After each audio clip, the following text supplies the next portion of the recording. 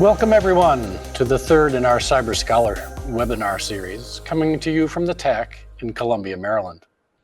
I'm your host, Steve Hutchinson, Director of Research at the Technology Advancement Center, where we focus on cybersecurity projects, small business referrals to government, along with STEM and cyber workforce development. Our CyberScholar series of talks invites leaders from academia to inform and discuss current topics in cybersecurity. Today's speaker is Dr. Ron Martin, Professor of Practice at Capital Technology University, who will inform us about recent executive orders, including 14110, the safe, secure, and trustworthy development and use of artificial intelligence. Looking back at the past few years, it's undeniable that one of the most significant and impactful technological advances is the widespread adoption of artificial intelligence. Particularly today with generative AI, it is often impossible to distinguish between discourse with a real human versus a GPT, a generative pre-trained transformer. So with that, the question becomes, how should we use and employ artificial intelligence? Dr. Martin will explain recent guidance documents and executive orders pertaining to the use of AI in society, and particularly within the US governmental organizations. Welcome, Dr. Martin. You can start sharing your screen. Okay. Okay, we see the screen. Just be sure Okay, to speak up. okay, will do. All right, let me just do one more thing. Okay. Okay. Thank you for the Technology Advancement Center for this opportunity to allow me to present this lecture. This research journey started in about November 2023 when I heard of some EO that was had elements of critical infrastructure. Wow, was I surprised. This lecture is what I call an explainer.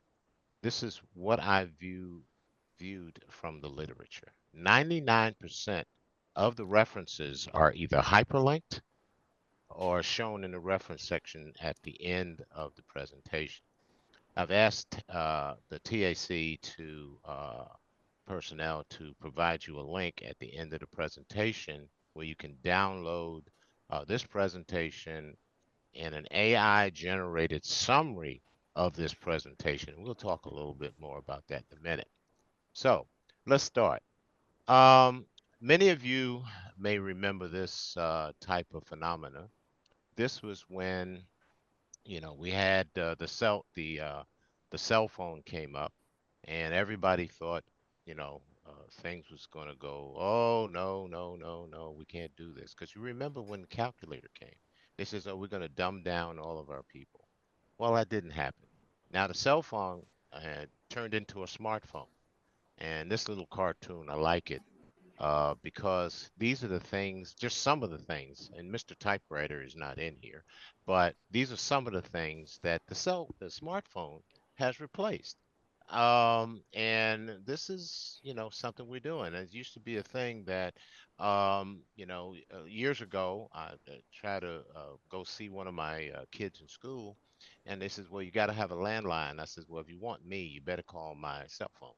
And so now that has changed. Everybody's giving their cell phone as their uh, primarily contact. So the change is upon us. But then we have to look at what's coming down the hallway. And this is the elephant. It's coming down the hallway. We've heard about it. This thing called artificial intelligence. We really don't know what it is. All we know is really smart and it does some things for us, but we really don't know what it is. So, it's coming down the hall for us, whether we want it or not. It's coming down for us. And just to give you an example of that, this is not the first time that we've had some technological disruptive technology, in other words.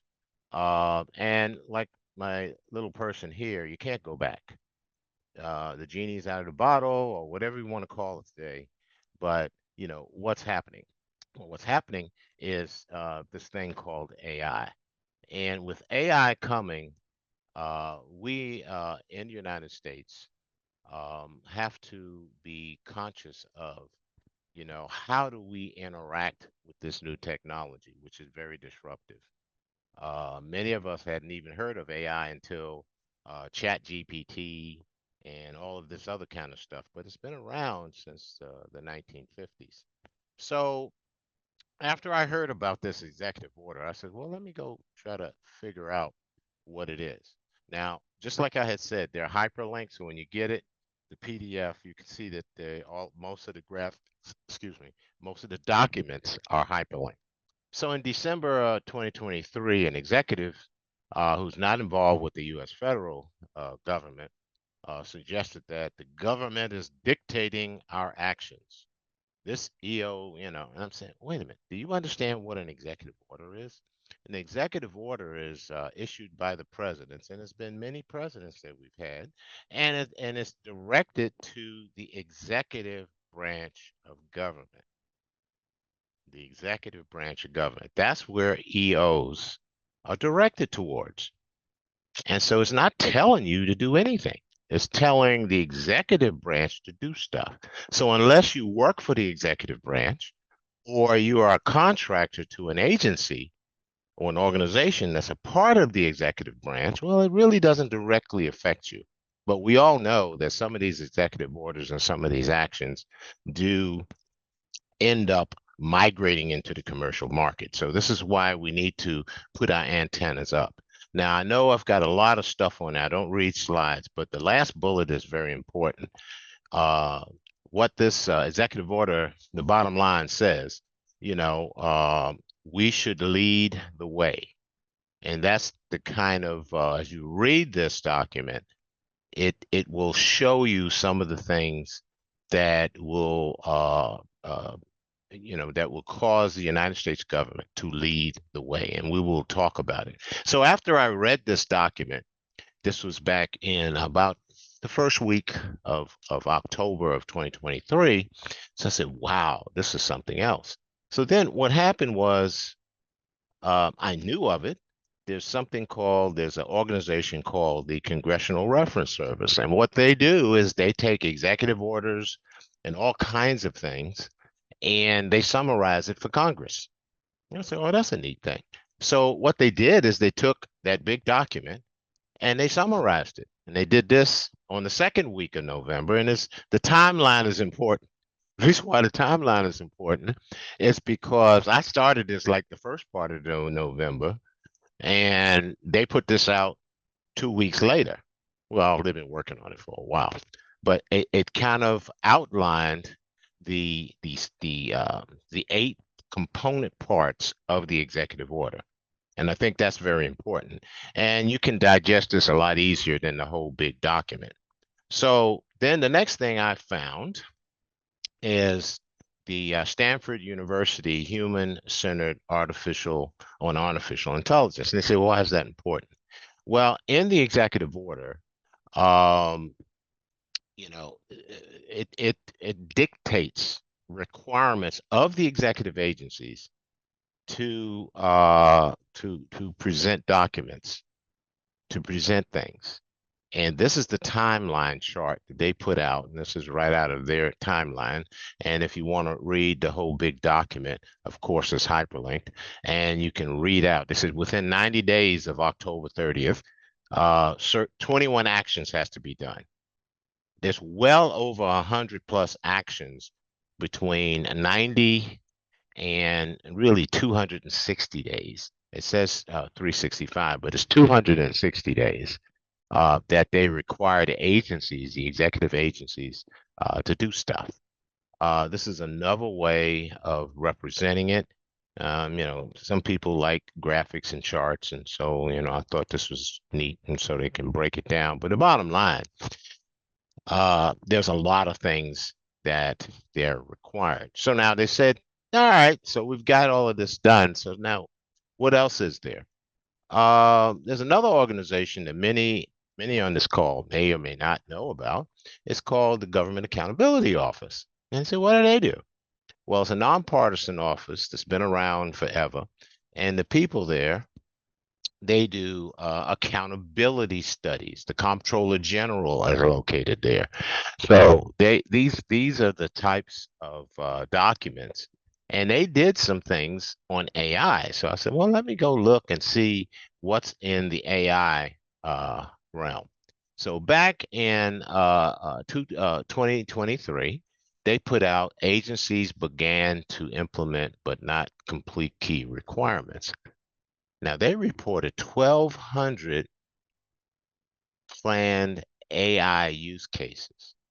So you can see they were busy little bees, and they basically are have been trying to articulate all of the pieces of AI as it pertains to the federal government, and realizing that they report to the congressional addressees, and a congressperson will say, "Hey, GAO, I need to know about this," and then GAO will go out and do their thing, and they act on the behalf of Congress in most cases. So this is a document that, if you need a sleeping pill at night, you pick this one up and you can start reading it, and it'll put you right to sleep. But before that, there was another document, and this document came out in 2021 that kind of gave a DNA of AI. Now, the reason why I'm doing this is an explainer. I'm not saying that I'm still researching a lot of this. I've read a good 80% of what I'm presenting to you today. And, there's a lot of sleepless. I'd start reading it in the middle of the day and I'd fall asleep. But anyway, that's another story. But the bottom line is that this document put out in 2021, kind of talked to what should happen in the federal government governance. There's data, there's performance, there's monitoring that needs to occur. And they basically articulated that in a document. And you can just grab it for yourself and read it for yourself. The next document that came out was this document in 2024. Well, it's not the next one, but this is another document after the EO was put out there. And it actually regurgitated or restated some of the things that was in the other document, and they actually expand about it. And as you can see, they have this little thing where they went out to the agencies and says, do you have clear goals? Do you have roles and responsibilities? Have you done all of this stuff? And so that's kind of what this document tells you. So if you are a contractor or if you work for a federal government, uh, when you look at this document, some of it may say where you stand in AI, which may dictate on how you're going to approach your contracting responsibilities or your federal government duties as it pertains to AI. I think it's very important that we review that. So, but there was two specific executive orders on AI prior to the 14110 document, and these were these two executive orders here. Now, in this one in February of 2019, okay, it outlined 5 principles. And the key thing on this particular one is that international collaboration. That gets to be very important as we move down the timeline of implementing AI. International collaboration. They wanted to make sure that the United States collaborate with the world. This is in 2019, they put this out. And as we do AI, get into the AI space. And it actually articulates, it's a very good document. It's not that long. The next one built on the 19 document, and this one came out in 2020. And, and this one talked about, how do we, have American leadership in AI? And that's kind of what we wanted to do because a lot of folk throughout the world will look to the United States for what are they doing? They're not going to listen to us most time, but they want to know what we're doing. And it's not so much that it's a fair, it's not bad. It's just that they want to know that we are leaders in many different technological fields. So we wanted to maintain that leadership. So these two executive orders kind of work with one another.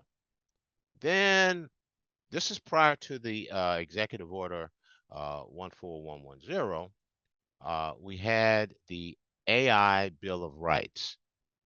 Now, as a professor, what I can do is make sure you got enough homework so that I can overload you with stuff. But this here is a very important document too, because it really outlines the essence of artificial intelligence in the federal government.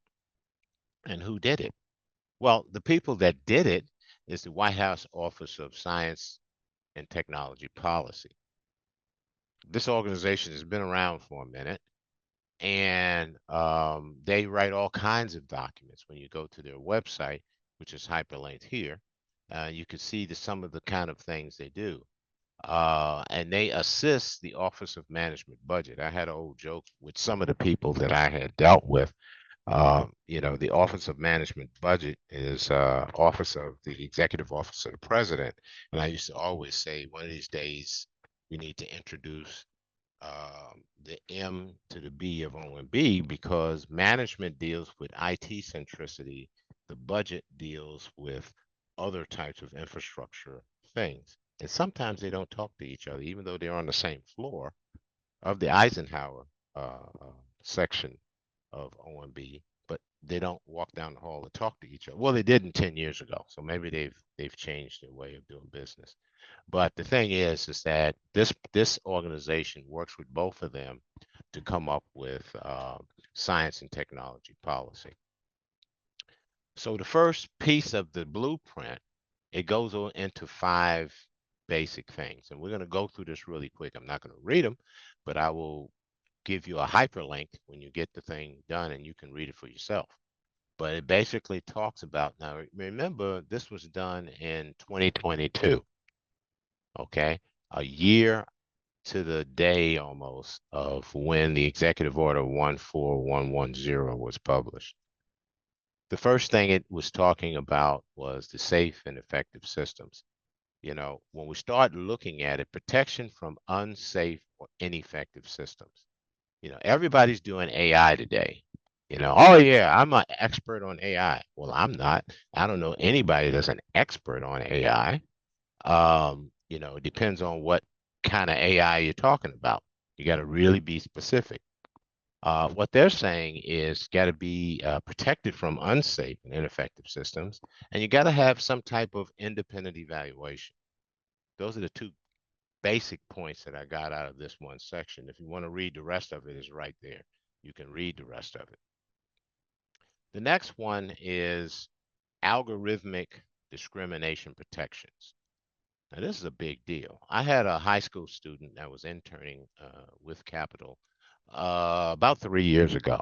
And this high school student, what she did is she found there was an algorithmic bias to facial recognition. I said, huh? And so she said, well, and this is a high school student. I said, oh, gosh. Anyway, she said, well, the algorithms that facial recognition is based on Caucasian facial features, and you have a high rate of misreading on non-Caucasian people. And so she actually did the analysis, and she presented to a lot of people, IEEE and a whole bunch of other people. And it says, does she go to Capitol? I says, no, she's just an intern here. And the Amazon, they gave her a scholarship, and she's still working for them. I mean, she did this in her senior year in high school. She still works for them, and she goes to Virginia Tech right now. So I'm just saying algorithm and discrimination. Let's say, for instance, if I don't want any candidates from a given group, I can have AI, negate them being brought to me.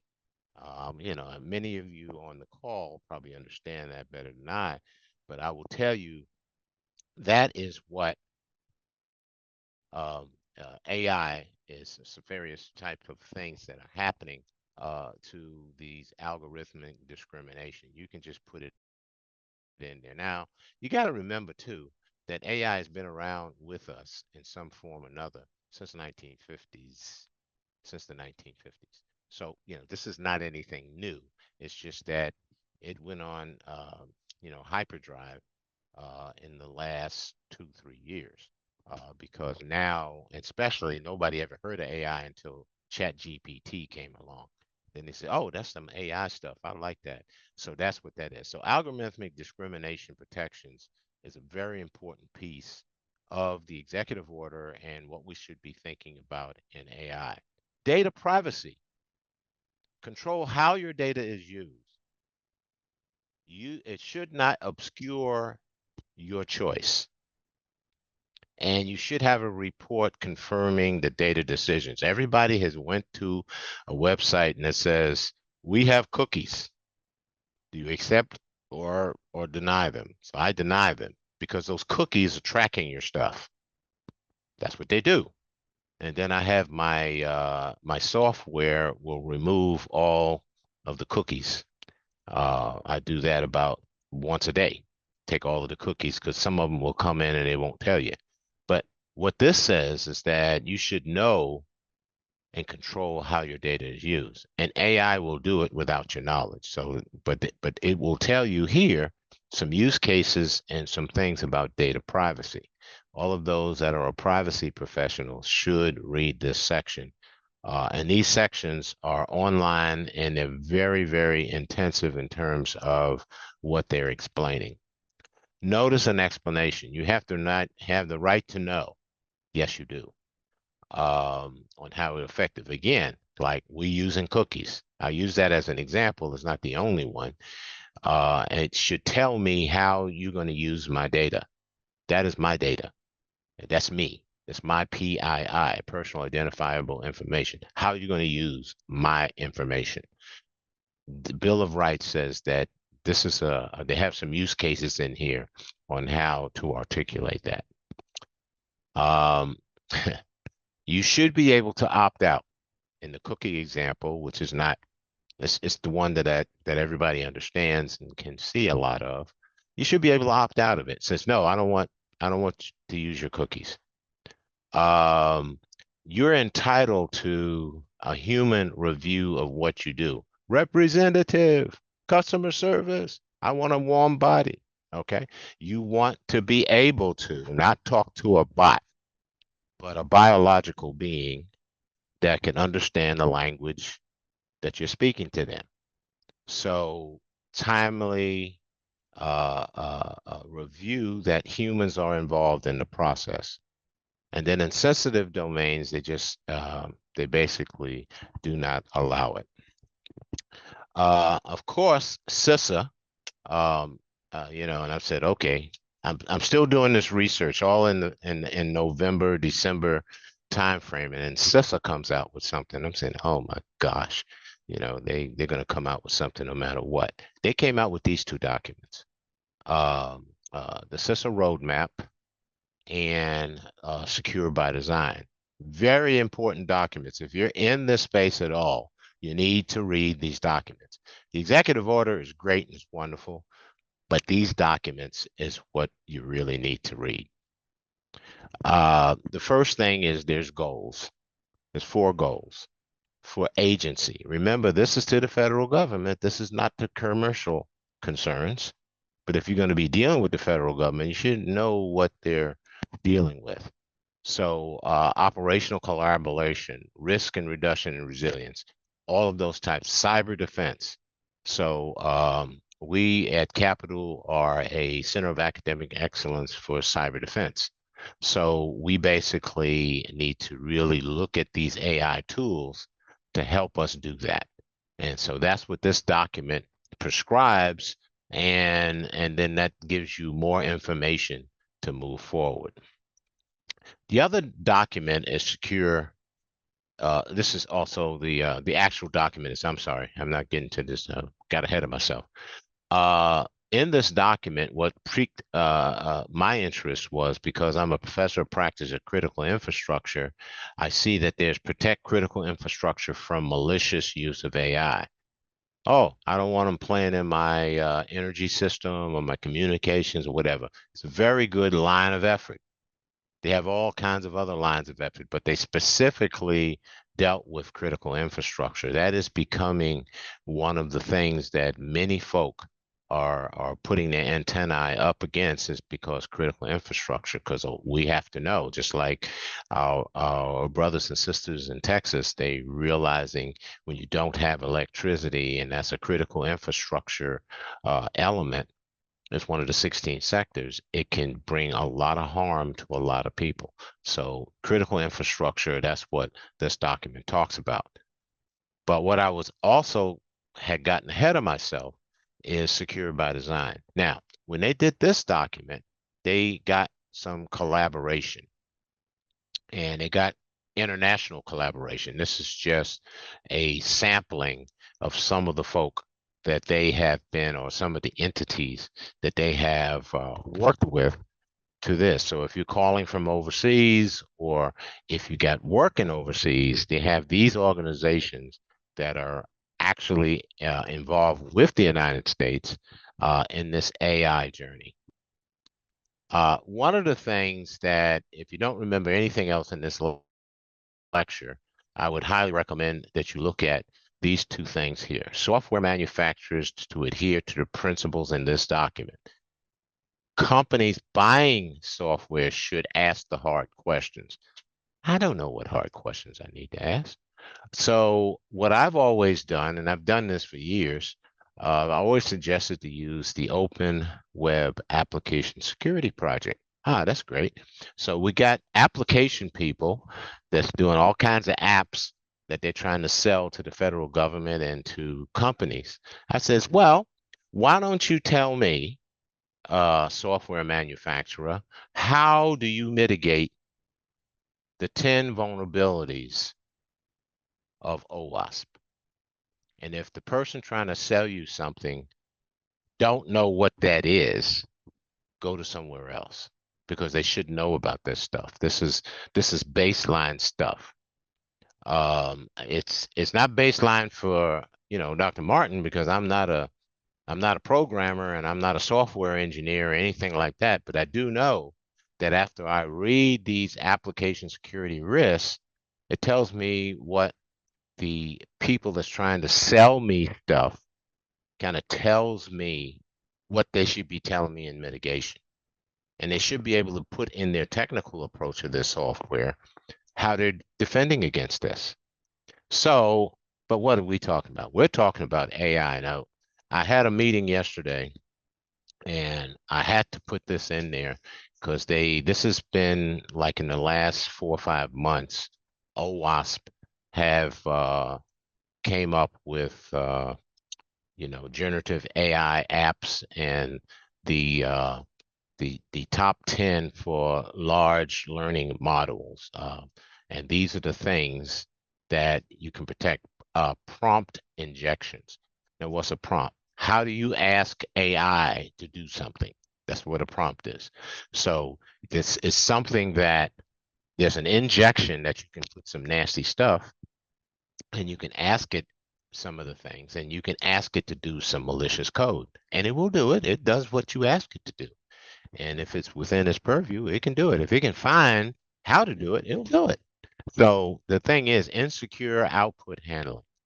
I'm not going to get into that. That's a whole other thing, because in AI, you have a subset called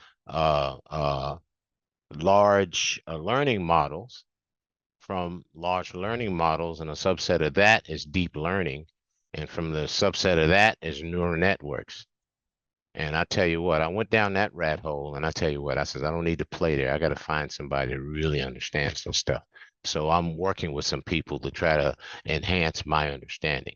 But be that as it may, but these are the two things that I would think that, and if you do a browse of OWASP's top 10 for LLM, you will come up with their website and all of the stuff that is articulated here. It's not included in the download because I just put it in there this morning. I thought I just want to alert you to that fact, because this all falls in as a part of the executive order on how we deal with large learning models, which is a part of AI. And so you have to understand a lot of that is kind of connected. Okay. So the next thing is, let me see, let me go to the next thing. I belong to a service from CISA that gives me alerts. And right after this happened in March, I got this alert, and it highlighted secure by design alert. So they have secure by design alert. Where did they get that from? That document that CISA put out. And they says they're seeing elimination of SQL injection vulnerabilities in software. Huh? Okay. They're seeing it and they're telling you, you need to go ahead. And what they did when you do the hyperlinks on this, it basically goes to OWASP and says, this is how you're supposed to, mitigate these vulnerabilities. So that's one of the alerts. So then I said, okay, that's neat. That's wonderful. I understand that. Uh, so then it came out just this month. It just came out with another one. This is operating system command injection vulnerabilities. And all of these other things, they either go to OWASP or they'll go to the MITRE attack websites to say, here's how you mitigate those things. But here's what I'm saying to all of the govies out there, and I used to be a govie. I worked for the Department of Commerce and HHS for some years, and I'm retired from the Army. This will tell you exactly what you're supposed to be asking your vendors to show you how they're mitigating these things. Because you don't want to buy something that has injection vulnerabilities inherent in the software. So that's why I suggest that you do have an understanding, and in your, I would just recommend, I can't, tell you to do this, but I would recommend that you put this in your solicitation. And then I just want to show really quick, and we're still on time, uh, that the National Cyber Security Center in the UK, they put out a document in November. So they were lockstep with us. And the reason why I put this document at the bottom of it, it was because of uh, the initiative that CISA was doing with its Secure by Design.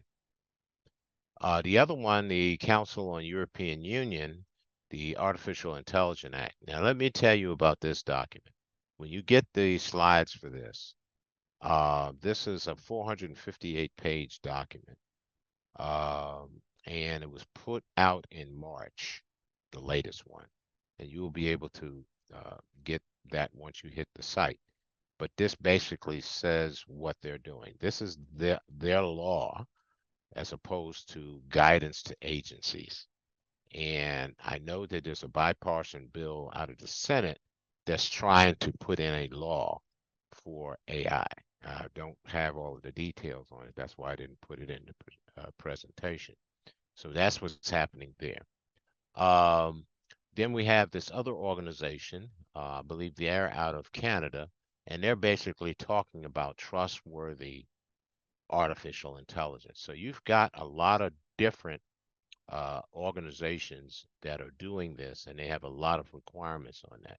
This is an intergovernmental organization with 38 member countries that's talking about the framework for the classification of AI systems. As you can see, this is being generated like little bunny rabbits. I mean, it is taking on a life of its own.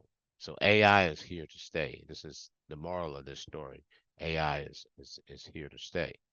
Um, some of the deliverables, the Department of Treasury, they just put this out in March, and there's some other documents, and it's too numerous to put in a presentation, but this is just indicative of what they're doing.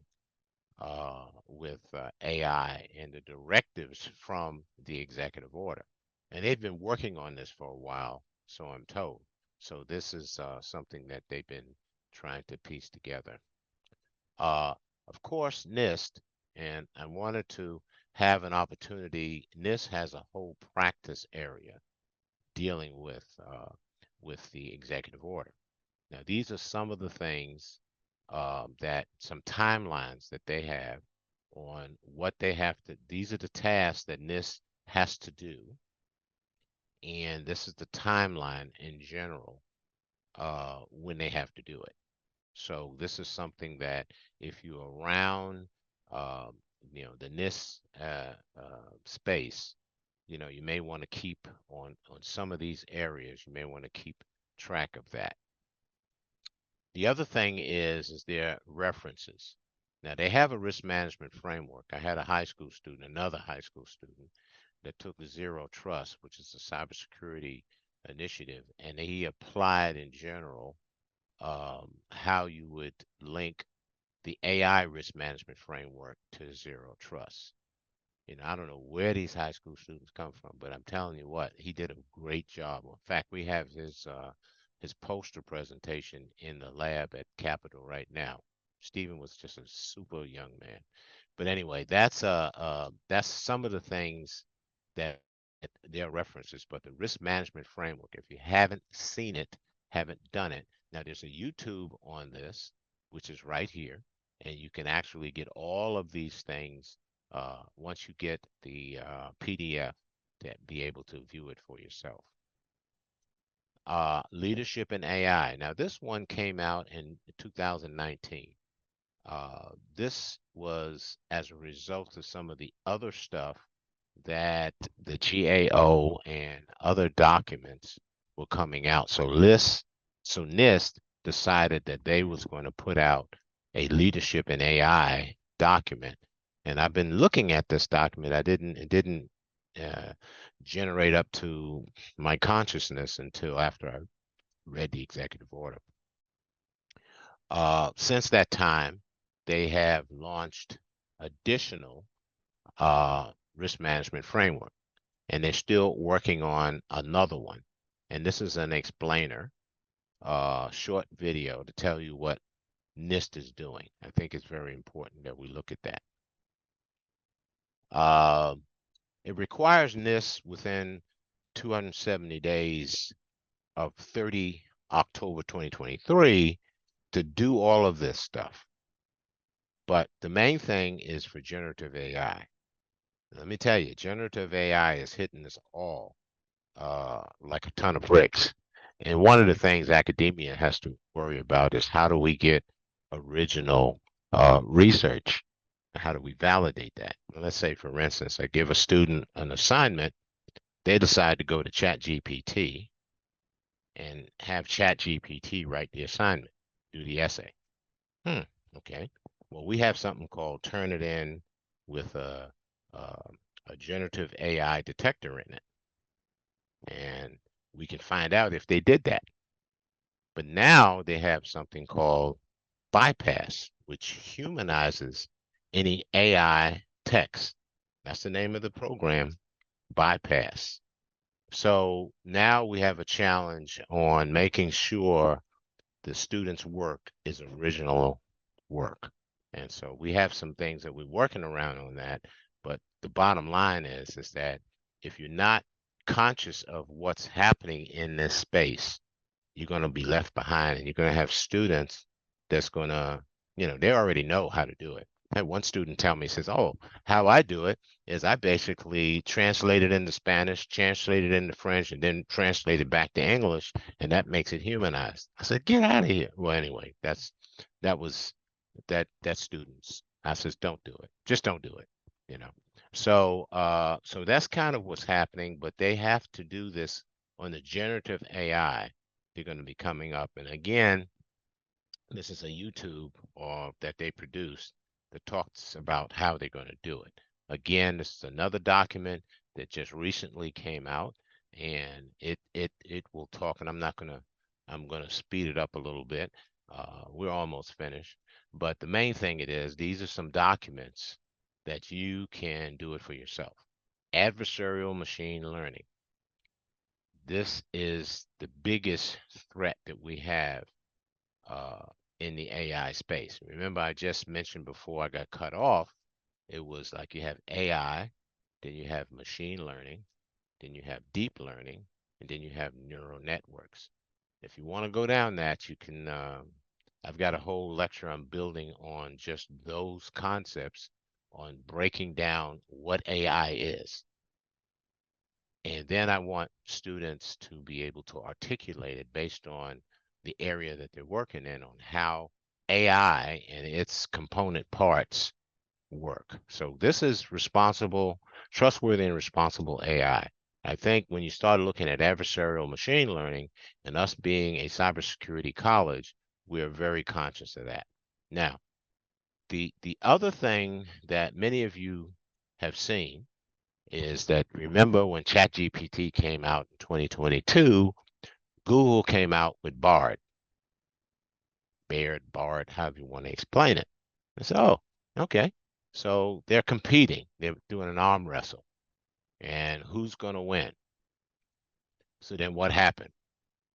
Now we come to this year. Google, and if you watch television, they have Gemini, which is another tool similar to the Copilot, which when you go on Microsoft Edge and you browse, you get Copilot, and it will give you an AI generated explanation of what you're searching for.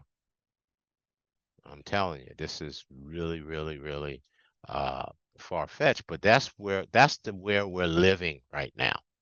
I just want to make sure that, and this is why this executive order is so important, not only for the federal government, for everything else that we're doing in our life, because AI is here to stay. Now, reason why I have this Adobe one, and many didn't know about this, if you have the full version of Adobe and you go into an Adobe document and you have what you call an AI assistant. So you click on AI assistant, it will go through that document, it will analyze it, and then it will say, okay, what questions you want to ask me about the document, and then you can copy paste it into a Word document. Who knew? All right, so now if you have a contract or solicitation that you just received, as long as it's under 120 pages, you can put it into the Adobe. You can put it into the Adobe uh, uh, AI assistant and ask it questions. Well, what are the evaluation factors? What are the technical attributes of the solicitation? And it will tell you. And it also will give you a reference in the text where it's located. So now this just opened up a whole new world to those who are putting together RFPs, request for proposal responses. So I'm just saying this is where we are today. But remember, I'm waiting for the government to say, do not use AI in your response, and they start putting it in detectors and stuff like that. But then you got a solution for that too. What does this slide tell us? We have a student here that is on the computer. Is the student talking to the computer or to a bot, a robot? Have they button-sized our computers today? Remember that there's a move afoot to put an AI chip in computers and smartphones, an AI chip in computers and smartphones. So we got this little kid talking to the bot, and they do that regularly. They don't look like that. They're just talking to their because I see little kids with iPhones. They got a better iPhone than I have. I got a granddaughter that's got the latest iPhone, and she says I've got I'm in the Neanderthal age because I've got a iPhone 7 and she's got the 14, and she says I don't know how you can deal with that thing. I says easily. It does what I want it to do. Now shut up and get out of my face. But anyway, that's the kind of thing that we got kids communicating with the bot. they're doing that, and it's very comfortable for them. Not only that, and as I said in my example, we have bot checking bot. GPT-0 is one of the programs that you can use to see if something is AI generated. So you have the AI generate something, and then you have the AI checking to see if it's AI. Hello, who knew? Then you got another AI that will take it and humanize it. So think about, let that swirl around in your head for a minute. So what I am saying is that the executive order 14110 has a lot of dynamics to it. I tried to locate this stuff towards, to academia, as well as some of the other activities that I'm involved with. So this is kind of what we need to alert everybody to. Now, as promised, here's the references. What I've done in the presentation, I've mentioned a lot of these references. I've talked about a lot of these references. I think, like the professor that I am, I should be able to give you, links of the documentation that I have. I've used some portions of this throughout the presentation. Just to make sure I got everything, I have a page 2.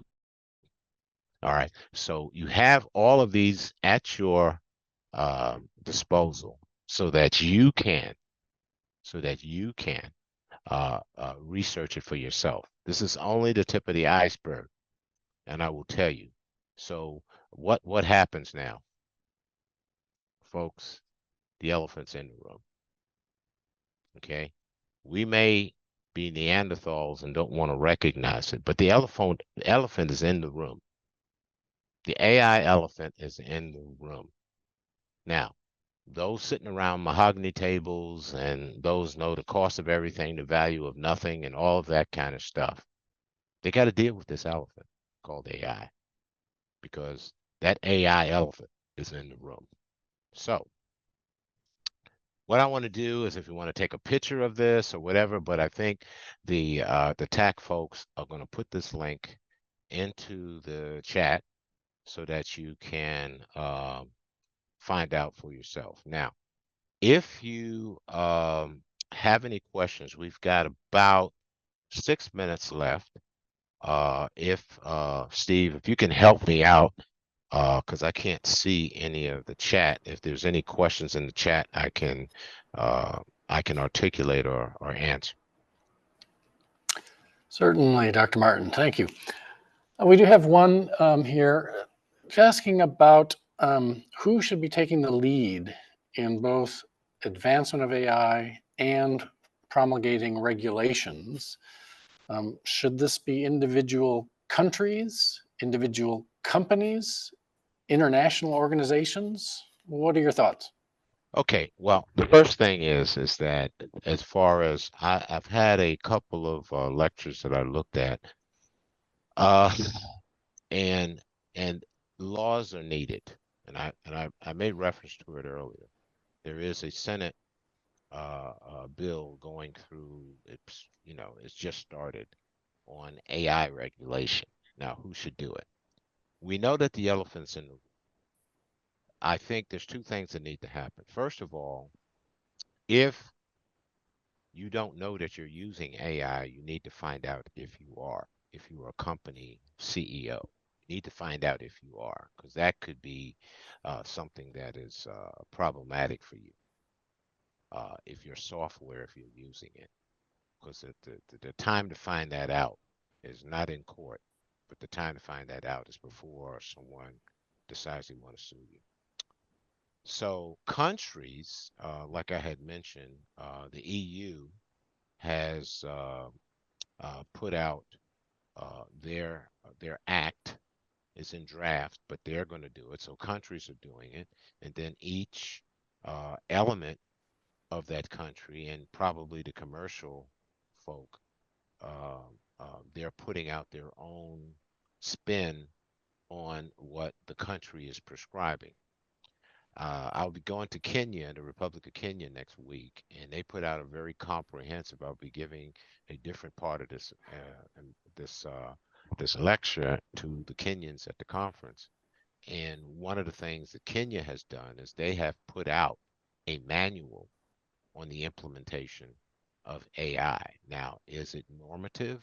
Is it something that they can go to jail for? I don't think so. But they're putting out something. And when it becomes malicious, the other question is going to be is how do I prosecute it? So that's going to be a different thing. So to answer your question directly, I says all of the above.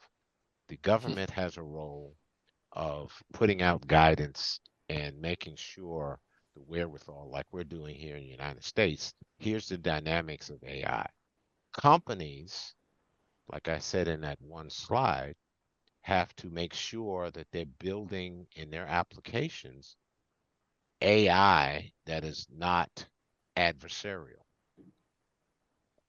Companies that is buying software needs to make sure that the AI is not going to be adversarial that they bought. So that is going to be a big, big job. So that's why something like this type of lecture will give you the wherewithal to research it for yourself and adapt it to your location. I hope that answered your question. We have another one, Steve? Yes, thank you. We have quite a number of questions cropping up and so little time remaining. One important area, as you know, there's a current thrust on supply chain issues, and there's a movement to formalize software bills of material to identify all ingredients, all versions that are present in a piece of software. So this questioner asks, hey, they're developing equivalent things that they would call an AI bill of materials. Do you have any connections, research groups that might be good to reach out to collaborate with, to share ideas in this area for AI bill of materials?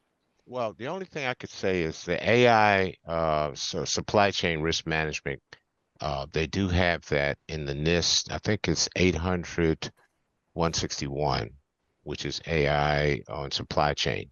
I have one doctoral student.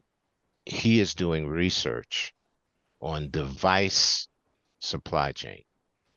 Now, one of the things that he's discovering is that you have a lot of dynamics to the supply chain, and one of the things that we discuss is like, just like when we had the pandemic, they got the vaccinations, the vaccines, then they couldn't find the needles. They found the needles, then they couldn't find the alcohol swabs.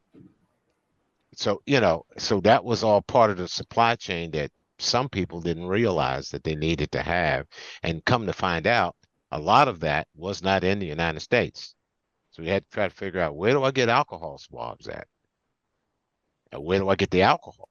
Where do I get the cotton? Where do I get? So as far as an organization, the only one that I know of that's doing some work on this, well, actually it's two. The first one is the Idaho National Labs. They have a program called Cybersecurity Evaluation Tool, and they have a supply chain element to it that will give you documentation that you can use for a self-assessment. That's one thing. NIST, like I had mentioned before, they do have a regulation. I believe it's 800-161. Just trying to get this off the top of my head right now. But those are the only two that I know of. And there's probably a whole bunch of fly-by-night that just came up with. I'm the supply chain organization or association. I don't know of any. I can only give you some trusted organizations that I know of that can assist you with your quest. Now, the other thing is that if there's questions that I haven't answered, and if Steve can capture those, if you can put them out, I'll be more than willing to answer those questions. Since Yeah, we're we'll running out of certainly time. try to harvest them.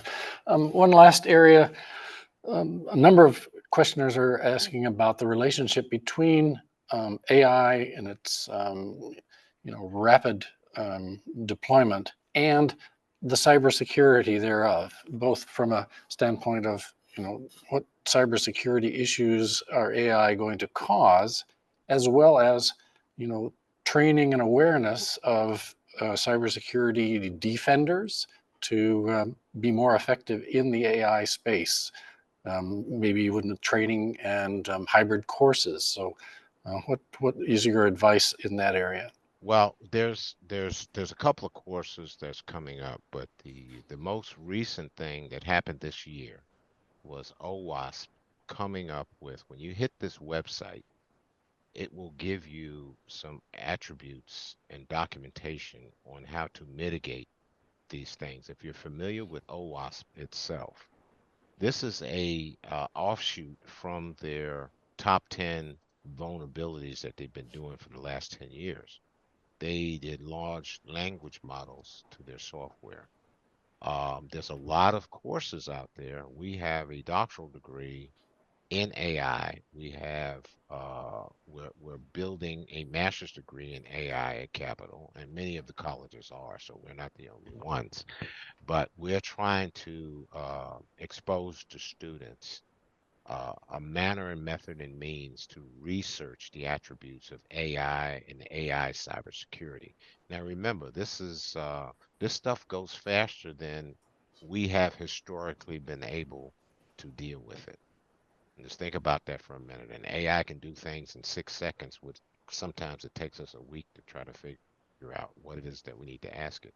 So I'm just saying is that the speed of this technology is something that many of us is going to have to deal with, and some of our younger folks, they can deal with it better, and especially in light of the AI chip going into computers and your cell phone. That's going to ramp up our attention to do this. I hope that gave you some sensing of an answer, but I will tell you this is a very fast moving, I can't say train, I would say a supersonic jet that's hitting us. That's the elephants in the room. Okay, Steve? Very good. So I've captured a number of other questions from our Q&A, and we'll provide those to you so that we can get some answers, and we'll post them on our site here. Yeah. So I guess we'll wrap up. Thank you so much, Dr. Martin, for giving us an update on AI development and the interaction between policy and executive orders, informing us on issues around the ethical use of AI. I encourage all of you in the audience to follow us along at our website for follow-up on this particular topic and for topics like this in the future. We are at thetech.tech is our website. So at this point, thanks again, Dr. Martin. From the TAC, I'm Steve Hutchinson saying so long for today. Okay, thank you.